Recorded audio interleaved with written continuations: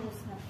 ঠিক আছে, তাহলে এই যে আপনাদের মধ্যেও যে এটা রেইজ হয়েছে, এটা আমাদের একদম তাহলে সেন্ট্রাল পর্যায়ে গিয়ে সেই জায়গাটার জন্য আরো স্ট্রিক্টলি যে কোথাও আসলে এই বাণিজ্যটা করা যাবে না। কোচিং বাণিজ্যের কারণেই কিন্তু আমাদের শিক্ষকরা কিন্তু অনৈতিকতার কারণে চলে গিয়েছেন। তারা কিন্তু আর ক্লাসে গিয়ে যেটা বললেন, যেটা মেইন টপিক, উনি ওইটাকে ইগনোর করে যাচ্ছেন।